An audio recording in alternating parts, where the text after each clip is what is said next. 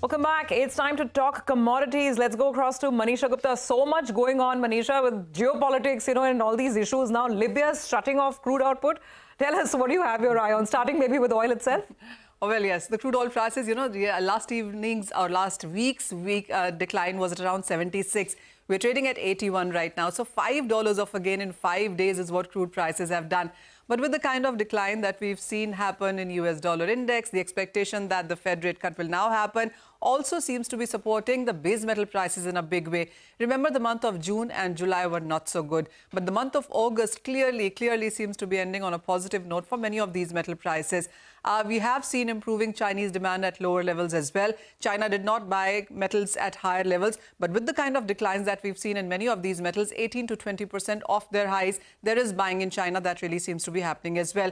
And as I was telling you, there are hopes of a US rate cut in the month of September. The US Fed would be doing it the first time, but we also have seen other banks do it. And the expectation that more global central banks would be cutting rates yet again in the month of September has been supportive for many of these asset classes.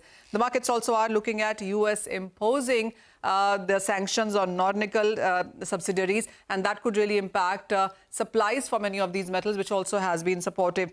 So Nornickel's subsidiary Bistrinsky does produce a lot of copper and gold. It also does iron ore, and we've seen some premium build up into many of these metals because of this one news as well. So if you look at the copper prices, we are trading at a 5-week highs right now. For the month of August, we are 4% up in the month. Aluminium prices also are trading at a 5-week highs, and it has been an outperformer when you look at metals as a sector. 12% up in the month of August, and we are trading at a 5-week highs. Alumina shortage, stronger demand, higher imports from China are supportive factors. Zinc also has been gaining quite strong. There are concerns and there are a lot of consultations as well on cutting output going forward in zinc, and that has been supportive. We've seen prices gain up by 15% in the month of August so far. Also, when you look at the kind of lows that we saw in August for zinc was at $25.88. We are trading at $2,900 a ton at this point in time. Strong support also has been seen in case of steel as China looks at cutting output. Iron ore prices have extended gains, hitting $100 a ton. Prices are up 4.5% in the matter of previous week itself, and the China port stockpiles have continued to decline. The one data that the street will now watch out for is the China PMI manufacturing data that comes in tomorrow. That would give you further direction. All right. Manisha, thank you very much for that.